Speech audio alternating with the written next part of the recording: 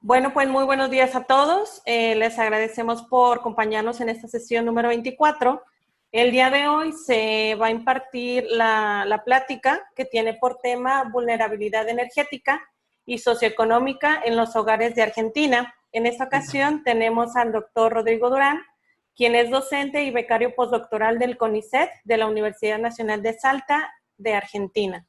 Rodrigo, dispones de 45 minutos aproximadamente para tu presentación y luego vendrá la sesión de preguntas y les agradeceré que en el chat vayan pidiendo su turno para organizar la parte de las preguntas. Entonces, adelante, Rodrigo. Muchas gracias. No, muchas gracias a ustedes. La verdad que muy contento de poder participar exponiendo los resultados de mi trabajo realizado sobre todo durante el doctorado y parte del postdoctorado. Eh, bueno, el tema que nos reúne hoy tiene que ver con los aspectos de vulnerabilidad, pobreza y desigualdad planteados desde la cuestión energética para el desarrollo de la energía y el desarrollo social.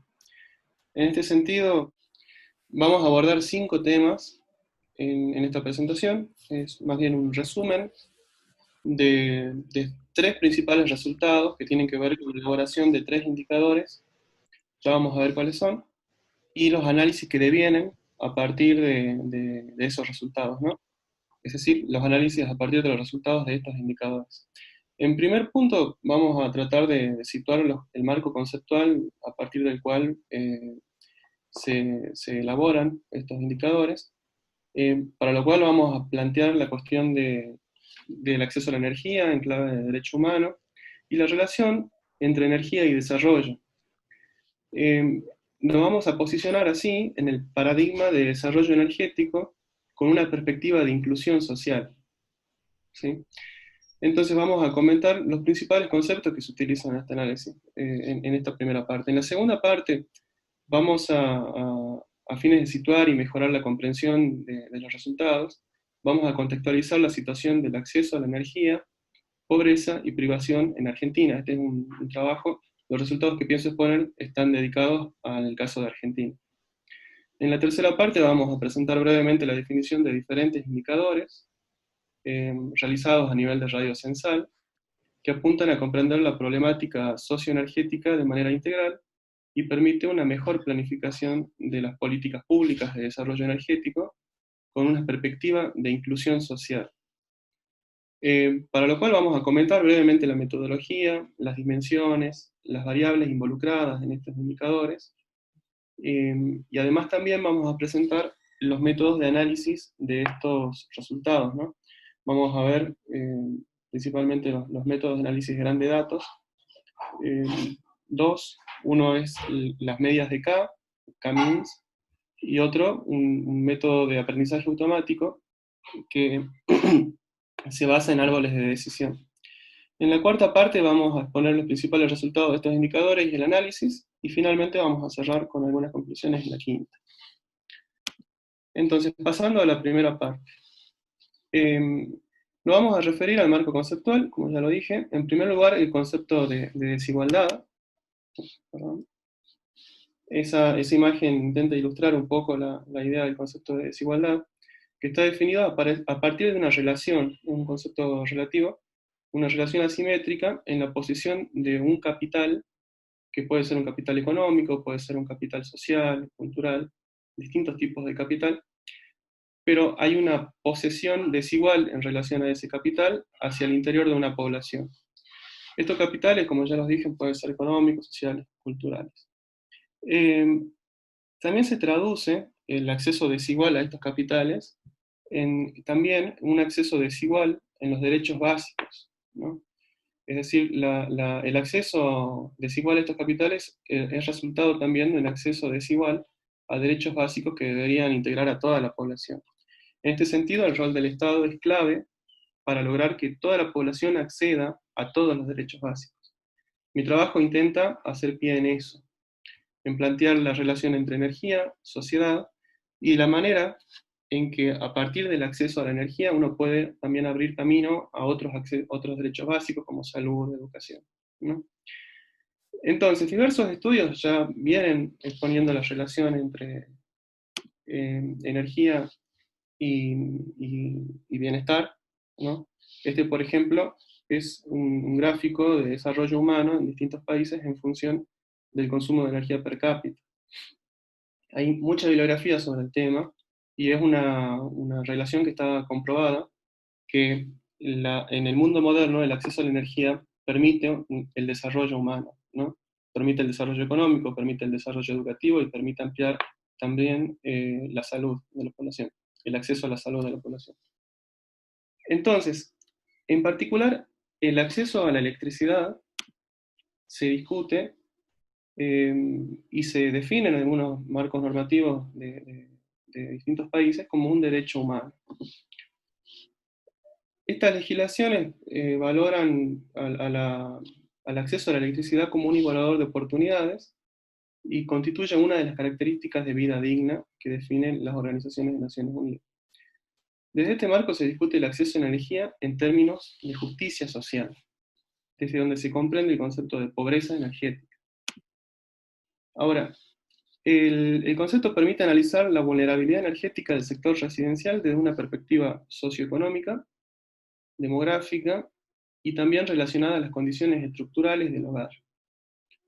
En este sentido, las investigaciones sobre pobreza energética evalúan el estado de calidad y seguridad de las conexiones y también su asequibilidad y su disponibilidad, ¿no? Entonces son tres temas distintos, me refiero a la calidad, la asequibilidad y la disponibilidad, que conforman el marco, un marco general sobre el cual se plantean las cuestiones de vulnerabilidad y pobreza energética.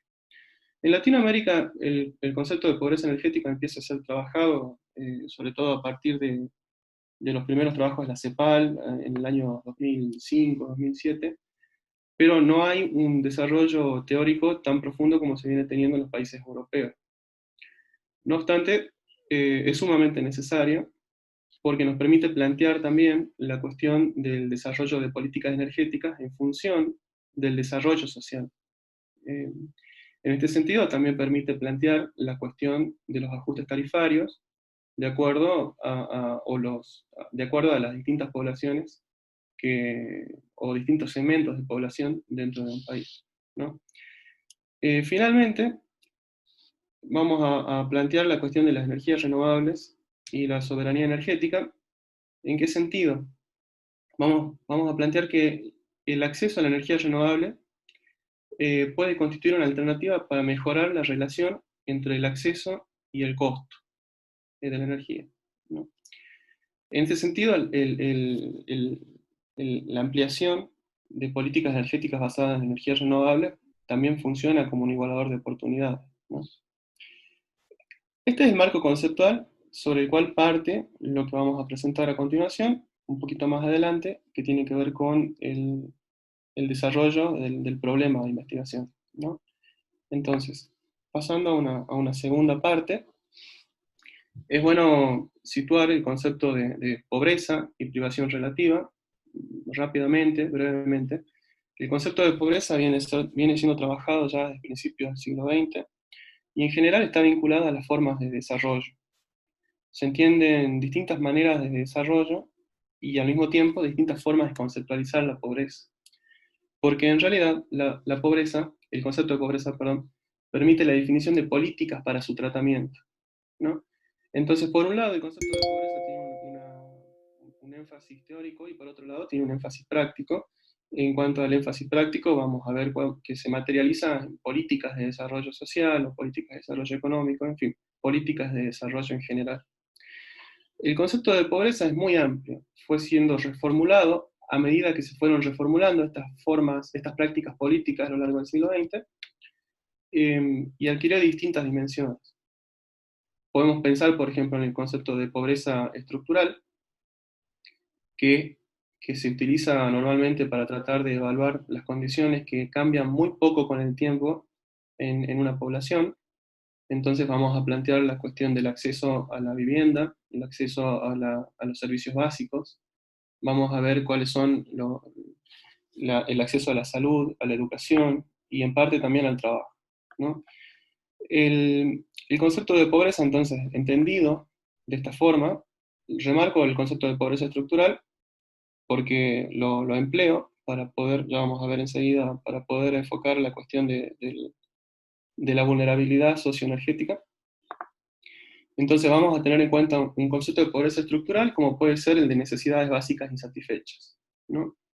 Que evalúa lo que acabo de comentar. Por otro lado, el concepto de privación relativa es un concepto complementario que amplía el concepto de pobreza, al concepto de pobreza estructural, incluyendo distintos aspectos. Le llaman factores sociales, factores materiales. Los factores materiales están siendo integrados en general dentro de lo que tradicionalmente se conoce como pobreza estructural, que es lo que acabo de definir, y a esto se agregan otros factores que tienen que ver con participación ciudadana, eh, pertenencia a alguna minoría y algún tipo de vulnerabilidad social, ¿no? Estos dos conceptos, estos dos factores, por un lado el concepto de pobreza y por otro lado el concepto de privación relativa, eh, nos permiten plantear el estado de pobreza que existe en una población. En este mapa vamos a ver los resultados de un índice de pobreza, perdón, de privación relativa, es uno de los resultados de nuestra investigación, a nivel de radio censal. Van a ver que ahí está en el mapa el país de la Argentina. Para cada uno de esos pequeños recuadros hay un zoom, se puede enfocar cada vez haciendo una mayor ampliación para tener el dato llegando al mínimo posible para la fuente de datos, que es la del censo, ¿no? Utilizamos la fuente de datos censal porque cubre también los espacios rurales. Argentina es un país muy amplio, tiene población rural que no es, no es tenida en cuenta por las encuestas tradicionales, que se enfocan sobre todo en el espacio urbano. Vamos a ver en el mapa que el acceso desigual a estos derechos básicos, que conforman un estado de privación relativa de tipo material y social, se visualiza en quintiles, está puesto ahí.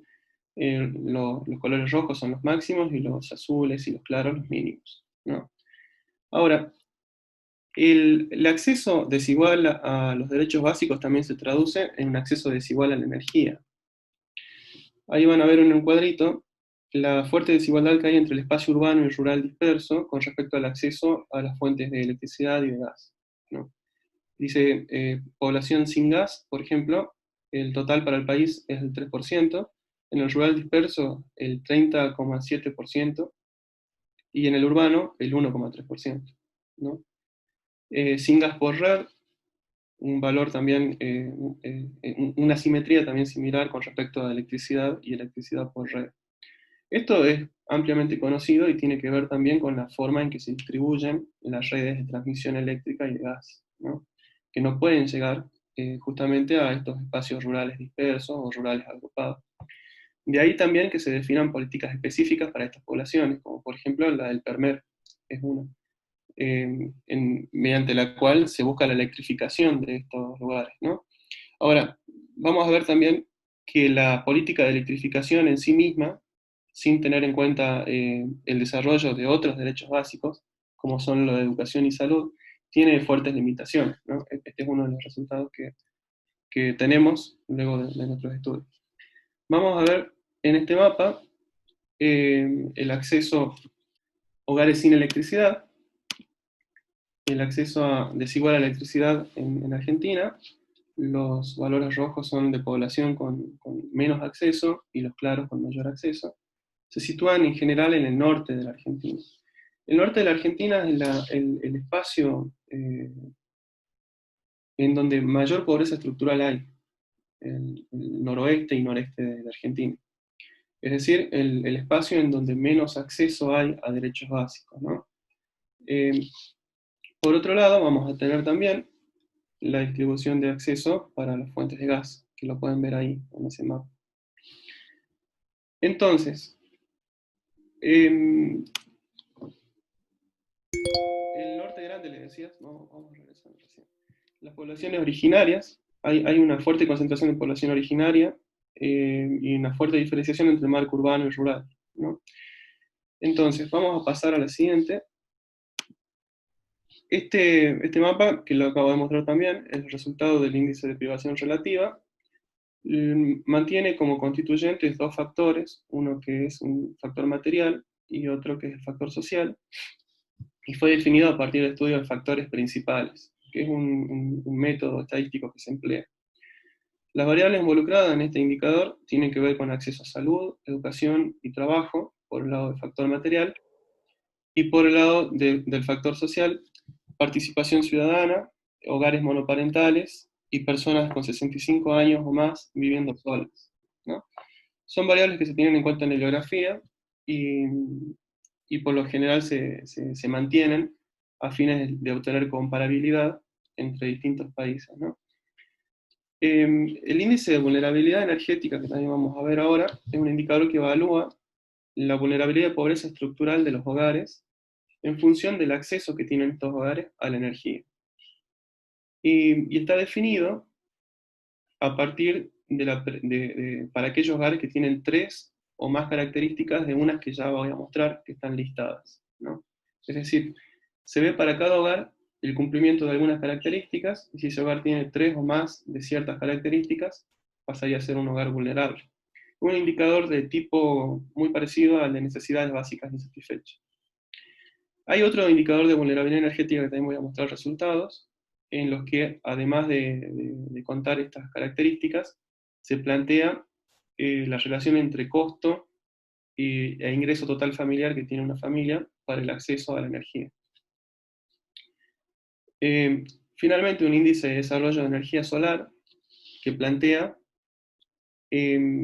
espacios o jerarquías de prioridad para el desarrollo solar integrado con el desarrollo social, ¿no?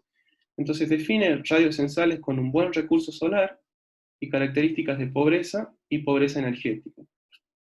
Entonces, a partir de la definición de esas 3 cuestiones, se plantea también un mapa de radios censales con un índice sintético, también definido mediante factores principales.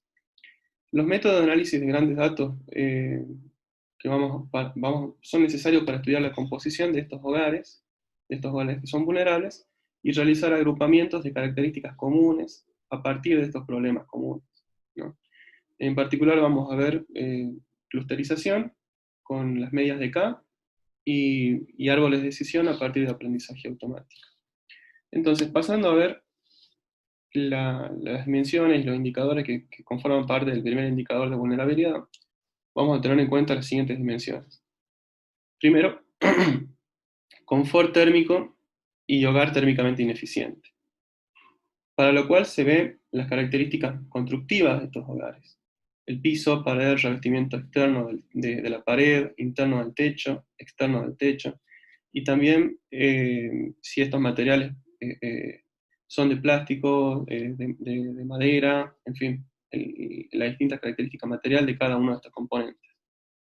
El acceso a la electricidad, que vemos si es que el hogar tiene acceso o no a la electricidad, sea por red o cualquiera otra de sus formas.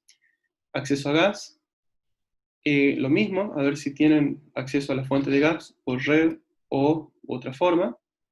Educación, vamos a ver el máximo nivel educativo del jefe de hogar, si es primario completo, incompleto, inicial o nunca asistió, nunca tuvo, no accedió al derecho de la educación. Y también trabajo.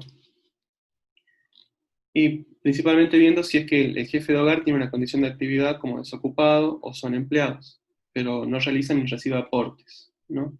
Es decir, que forma parte del mercado informal de trabajo. Por otro lado, las dimensiones del índice de desarrollo solar residencial están listadas en este cuadro. Vemos por un lado que toma los resultados del indicador de pobreza y privación relativa que ya expliqué.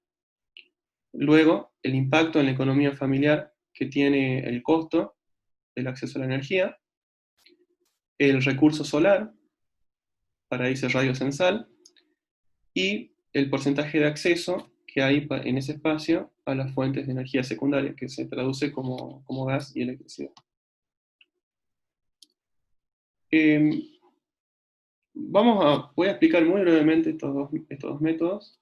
En la izquierda van a ver un grafiquito que trata de sintetizar en qué consiste el método de clusterización de las medias de K. Básicamente es un algoritmo que se ocupa de agrupar un conjunto de valores a partir de la medición de su cercanía con un punto arbitrario. Ahí vean arriba a la izquierda, no sé si se ve esta flecha que yo tengo acá, van a ver que hay este triangulito, es un punto que se toma como referencia, ¿no? A partir de este punto se miden las distancias con el resto de los valores. Lo mismo sucede con este otro. Estos puntos se definen como centroides de los clústeres. Clúster en inglés es agrupamiento, agrupación. Como centroides de estas agrupaciones. Estos centroides se van moviendo tratando de maximizar la cercanía con el resto de los puntos, ¿sí? Entonces, en el ejemplo vemos clarito esto, ¿no? Los valores son agrupados según puntos de referencia definidos previamente. La cantidad de puntos de referencia, como dije, define el número de clústeres. El algoritmo entonces ubica el límite entre estos grupos, maximizando la cercanía entre los puntos que son más cercanos, obviamente. El número de clústeres se determina entonces a partir de la realización de pruebas de homogeneidad entre los valores. Es decir, nosotros de entrada vamos a plantear que hay un número de clústeres, en este caso son dos, y a partir de ahí el algoritmo va a ir corriendo tratando de maximizar la cercanía entre estos puntos. ¿Cómo defino si son 2, 3, 4 o 5 agrupamientos? Bueno, a partir de los resultados que tengo al correr este algoritmo. Vamos a ver que hay mejores o peores valores de cohesión dentro de cada uno de estos agrupamientos que me permiten pensar que no son dos, sino tres agrupaciones, por ejemplo. Nada más. Por otro lado, este método de árbol de decisión es un método de aprendizaje automático. Como todo método de aprendizaje, utiliza para predecir valores futuros un lote de datos de valores que ya han sido estimados anteriormente, ¿no? Entonces, trata de predecir el valor de una variable en función de valores observados en otras variables. El algoritmo calcula las probabilidades de ocurrencia de estos valores en función de los datos que ya han sido estimados previamente. Se obtiene finalmente un árbol de probabilidades para la ocurrencia de eventos. En el ejemplo, van a ver, acá preocupa predecir si la persona va a estar en forma o no, ¿sí? Y a partir de distintas variables, en este caso la edad, y si come o no muchas pizzas, vamos a ver si es qué probabilidad hay de que esté o no en forma, ¿no? En el caso particular de mi trabajo, empleo un algoritmo de árbol de decisión para ver si un hogar va a ser vulnerable o no vulnerable, ¿sí? Entonces el algoritmo entiende, a partir del lote de datos en los que yo ya determiné cuándo un hogar es vulnerable, y describe en un árbol las probabilidades, los distintos valores de las distintas variables y sus probabilidades para que ocurra que el hogar sea vulnerable. Corro este algoritmo en el total de las variables del censo, que son muchas, y a partir de ahí podemos tener una forma descriptiva, muy práctica también, de poder comprender cuáles son las mayores probabilidades para que el hogar sea vulnerable en función del resto de los valores de todas las variables del censo. Ya vamos a ver los resultados. Bien, la siguiente. Bien, para plantear los primeros resultados del índice de vulnerabilidad, vamos a ver acá, en este mapa, la principal característica de vulnerabilidad por departamento de Argentina. En general, las áreas centrales, van a ver que el principal problema que se tiene es de tipo laboral, trabajo no registrado y educación, es decir, falta de acceso a la educación. En la zona norte, la falta de acceso a energías y vivienda térmicamente ineficiente, ¿no? Esto también se configura con la forma históricamente dada de desarrollo de Argentina, en la que se ha centralizado la producción en el centro del país y se ha pospuesto, digamos, muchas veces el desarrollo de las áreas periféricas del norte, noroeste y noreste. En este mapa vamos a ver viviendas con 3 o más de las características de vulnerabilidad, que son estas que listé previamente en el cuadro del indicador. Y vamos a ver que, de nuevo, se cumple lo que ya habíamos planteado con respecto a la distribución de la pobreza estructural en Argentina. Noroeste y noreste observan los mayores valores. Finalmente, en este mapa vamos a ver los resultados del indicador en general. Ya a nivel de radio censal. ¿Sí? Bueno, aplicando el algoritmo de árbol de decisión, vamos a ver cómo se componen estos grupos, ¿no? Están más o menos acá distribuidos en 4, son 4 grupos de hogares vulnerables. El primero conforma el 21% del total de hogares que son vulnerables, no tienen cobertura de salud, tienen servicios básicos insuficientes, no presentan acceso a tecnologías de la información y la comunicación. Se ocupan principalmente en ramas de la agricultura, ganadería, caza, pesca, manufacturas. Tiene un hacinamiento grande, es decir, un fuerte hacinamiento con más de 3 personas por cada habitación. Y en general son hogares autorreconocidos como población originaria, ¿no?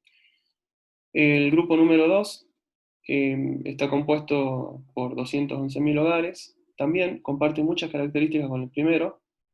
Sí tiene acceso a una tecnología de información y comunicación que es el teléfono celular. Comparte las ramas de actividad del grupo anterior. Presenta un nivel de hacinamiento un poco menor, 2-3 personas por cuarto, y son autorreconocidos como criollos. En Argentina, los criollos en general son personas que trabajan en ámbitos rurales, en la cría de ganado, pero no se reconocen como población originaria, ¿no? No quiero abordar demasiado el tema porque es larguísimo, pero cabe distinguir entre estas dos agrupaciones. El grupo número, por ejemplo, los criollos tienen acceso al español, mientras que el grupo originario no necesariamente habla español. Y eso implica un impedimento también para el acceso a la educación temprana. El grupo 3 es un grupo quizás más pequeño, tiene el 14,5% de los hogares, no tiene cobertura de salud, tiene servicios básicos, ¿sí? Es decir, ¿qué son los servicios básicos? Tiene acceso a un baño, es decir, con es decir, acceso a un sanitario para los desechos biológicos. El grupo 3 solamente tiene teléfono celular, se ocupa en ramas de comercio y construcción, también tiene un nivel de hacinamiento similar al grupo 2. Vamos a ver más adelante, este grupo forma parte principalmente o se ubica en los cordones de pobreza estructural de los espacios urbanos. Finalmente el grupo 4 tiene cobertura de salud, servicios básicos son básicos, son suficientes. Tiene teléfono celular y trabajadores, está constituido principalmente por trabajadores por cuenta propia, empleados de la construcción, servicio doméstico o producción agrícola, y tiene un alto nivel de hacinamiento, mayor a 3 personas por cada cuarto. Bien, viendo el índice de desarrollo de energía solar residencial, partimos primero, esto más que nada lo quiero explicar para mostrar cómo se construyó un mapa de radiación solar para poder tener en cuenta el nivel de recurso solar para cada radio censal. Se partió de un mapa de puntos. Este mapa de puntos es determinado por NREL, un mapa de puntos que evalúa el nivel de radiación para cada uno de estos puntos. Posteriormente se lo rasterizó, es decir, se trianguló los valores de los puntos para tener valores intermedios a nivel de 10 kilómetros el píxel. Y finalmente, con un mapa de radios censales, se estimaron los centroides de cada uno de estos radios, para así solapando una capa con la otra, poder ver qué valores de radiación tendrían que estar en cada uno de esos radios, ¿no? Terminamos teniendo un mapa de radiación solar para Argentina, a nivel de radio censal, lo cual es muy práctico para las variables sociodemográficas de estos espacios, ¿no? Bien. Acá vamos a ver los resultados del índice de desarrollo solar. Ahí está. Acá vamos a ver los resultados del índice de desarrollo solar a nivel de radio censal para Argentina. Los principales valores están listados acá, los valores más altos. Y mostrarles simplemente que los mayores valores también se sitúan en el norte de la provincia, noroeste, noreste, es decir, que tiene un buen nivel de acceso, perdón, un buen nivel de recurso solar y al mismo tiempo altos valores de pobreza y pobreza energética. En esta anterior, a partir de los resultados del índice de desarrollo solar, aplicamos un clustering, un método de clustering de K-medias, y se definen distintos grupos, ¿no? Vamos a ver un grupo rural, rural urbano mixto, urbano periférico, clase media y media alta. Y acá están listadas las características poblacionales de estos grupos. El rural, que ven como rojo, se sitúa principalmente en radios rurales, tiene un ingreso familiar bajo, 30% de NBI, hacinamiento de 9% y un buen recurso solar.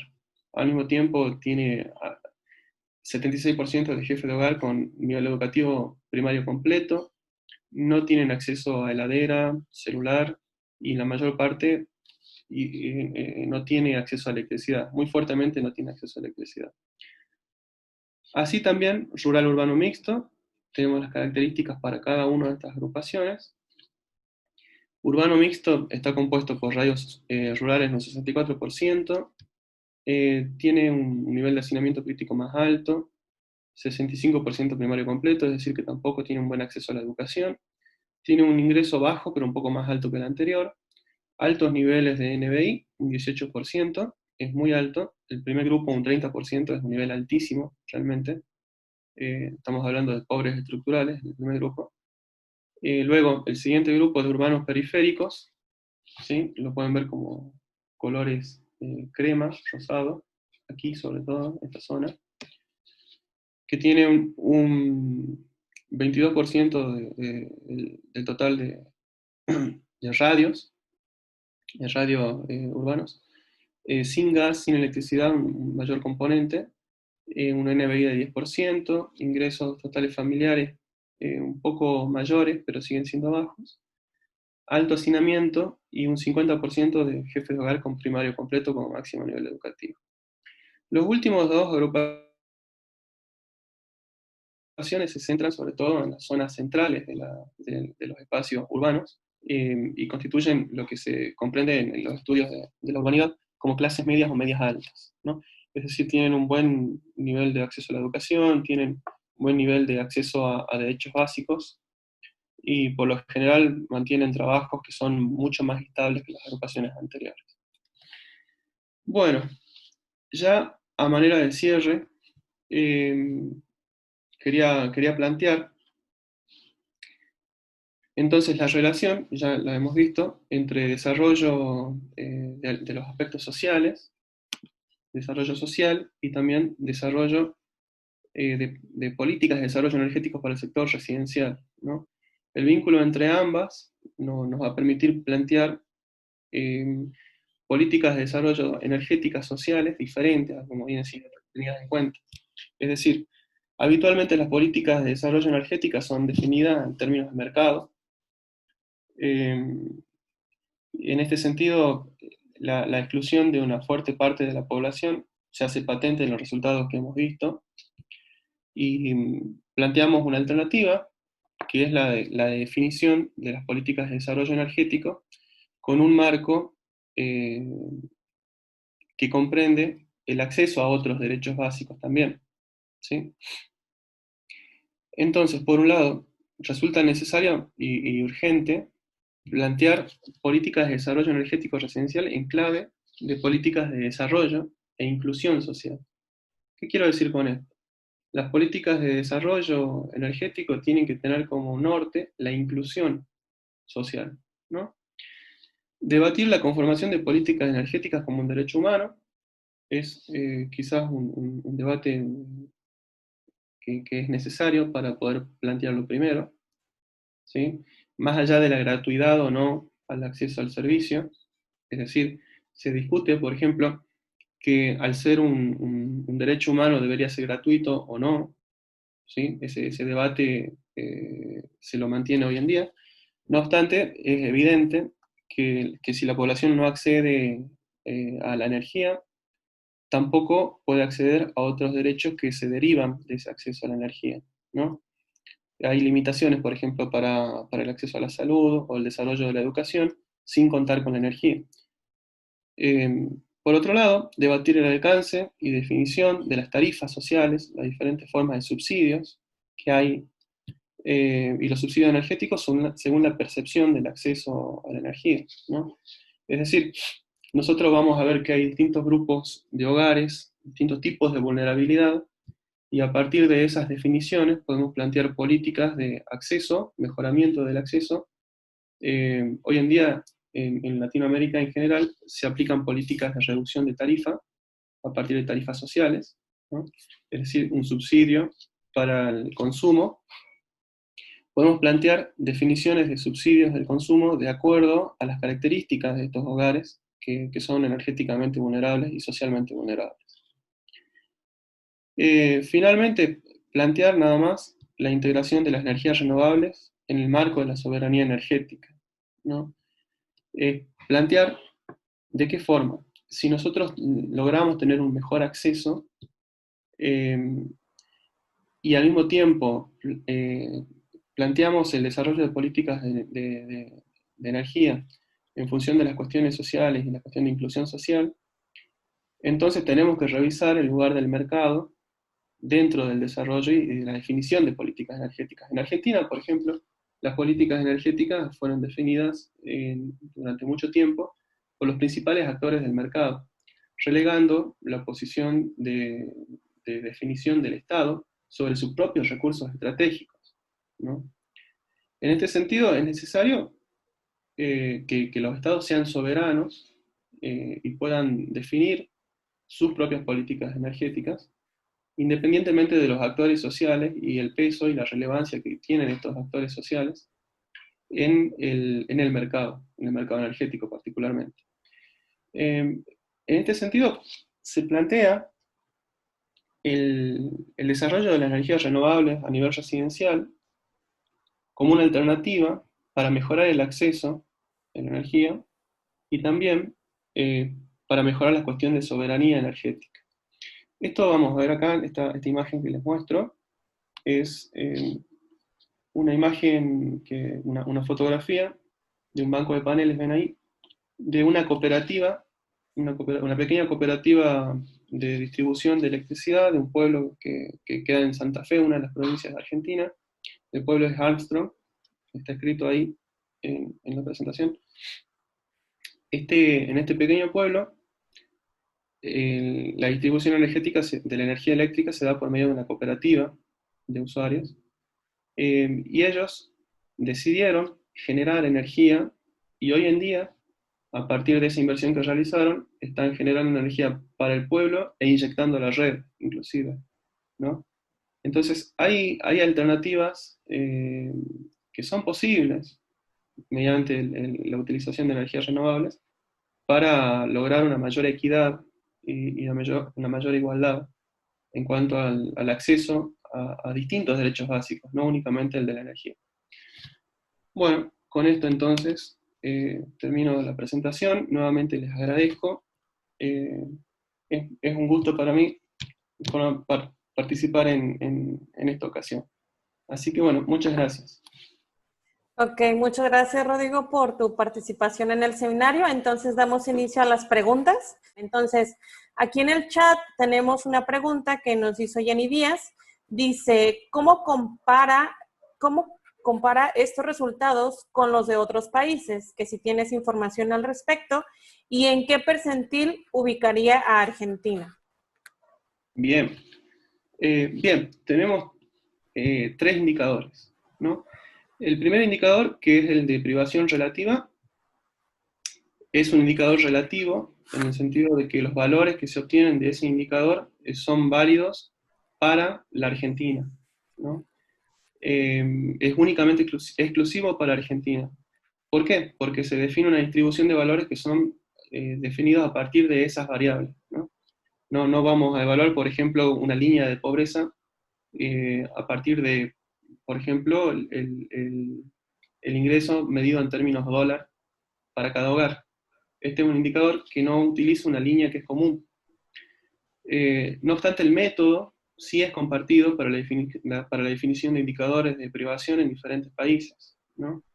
Y los resultados que se observan en Argentina para el indicador de privación son sólidos con respecto a otros trabajos que se vienen realizando también con datos censales desde años anteriores, años 2001, 2010. Es decir, entonces, en respuesta a la pregunta, con respecto al primer indicador, no es posible comparar. El segundo indicador, que tiene que ver con vulnerabilidad, es posible comparar a partir de la relación de la composición entre ingresos y gastos de la energía. En cuyo caso, que es una de las dimensiones del indicador, ¿no?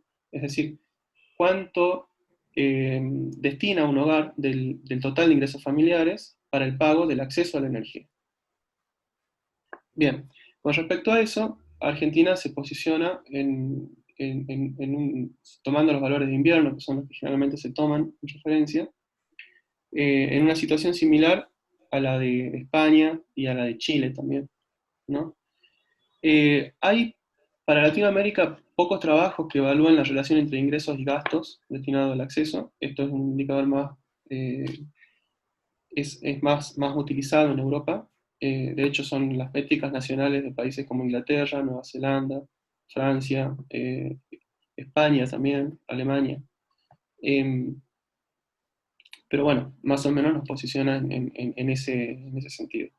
Es decir, se dedica, sobre todo después del año 2016, más o menos un 20% en los hogares vulnerables, un 20% de los ingresos familiares al acceso a la energía. En el total de los hogares se destina entre un 5 y un 6%, ¿no? Haciendo un promedio para el total de los hogares de Argentina. Con respecto al último indicador, que es el indicador de recurso solar, el indicador de desarrollo solar y social, la verdad es que no sabría decirle porque es un indicador original en ese sentido. No he visto todavía trabajos en otros lugares del mundo en los que se ponga en juego la cuestión de pobreza energética, pobreza estructural y desarrollo de energía solar, ¿no? Así que bueno, espero que dé respuesta a la pregunta. Si me olvido algo, por favor te pido que me repitas. Pues parece que sí, está todo, has respondido perfecto. Dice, sí, muchas gracias. Ok, doctor. Habla José Ignacio Huertas. ¿Qué tal? ¿Cómo estás, José? Ok. Sí, quería preguntarle, este tema que ha presentado hoy realmente tiene interés en diferentes países. Voy a decir que no a nivel personal, pero a nuestro grupo interesa mucho.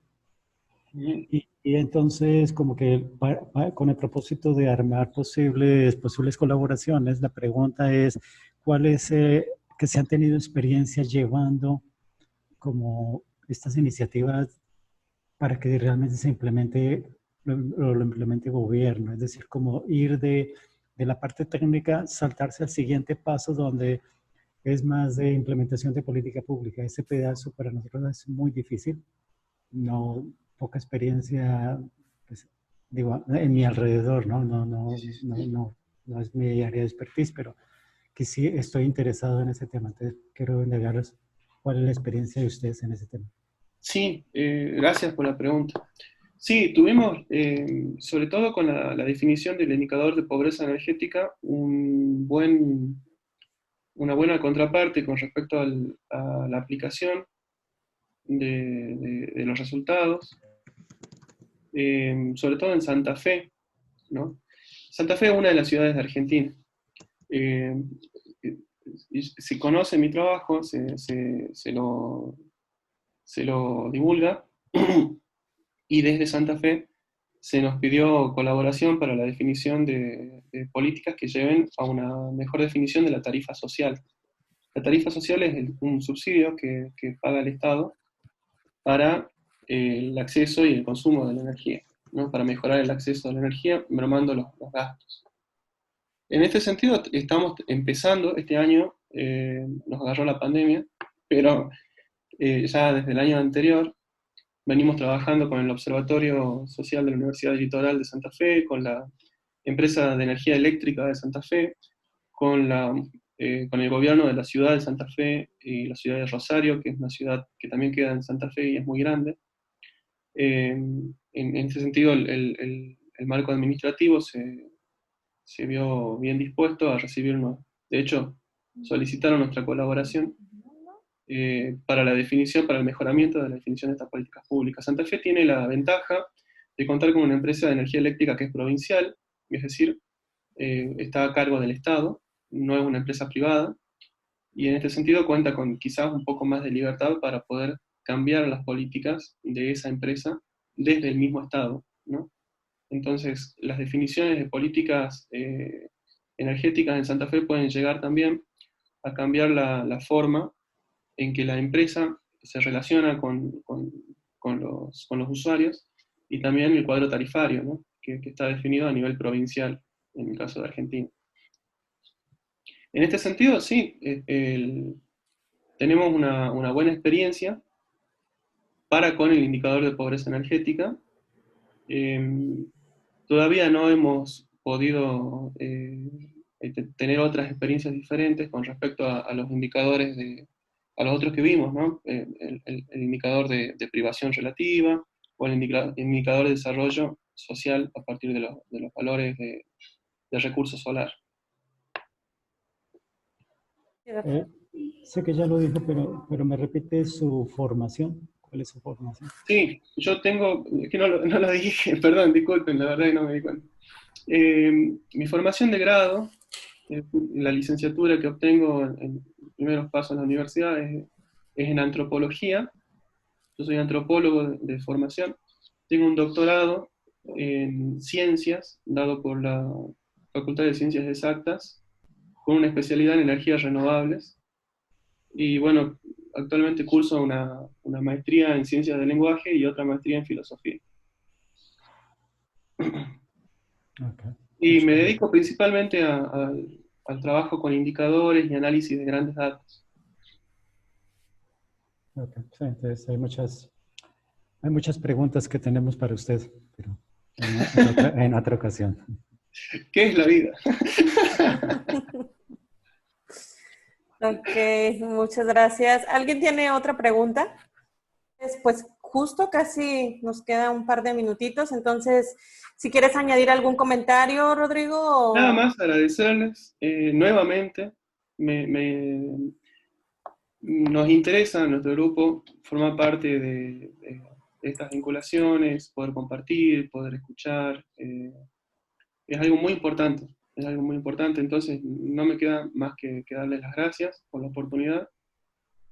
Por supuesto quedo abierto a cualquier otra consulta, colaboraciones, en fin. Tienen mi correo electrónico que está puesto ahí en la pantalla. Y esperamos seguir manteniendo contacto, por supuesto. Sí, solo para comentarle, le voy a pedir a un par de profesores, compañeros que trabajamos en estos temas, que se pongan en contacto para empezar como organizar una propuesta, donde es básicamente, casi que, les voy a decir, es casi que un copy-paste de su trabajo, pero recibir financiación internacional. Sería muy bueno, sí, sería muy bueno. Entonces, pues, ya nos comunicaremos. Bueno, muchísimas gracias, entonces. Ok, bueno, pues muchas gracias a ti, Rodrigo, por aceptar nuestra invitación a participar en este seminario. Y agradecemos a todos los presentes en el día de hoy. Los invitamos el siguiente miércoles con la sesión número 25 y que tengan un excelente día. Muchas gracias a todos.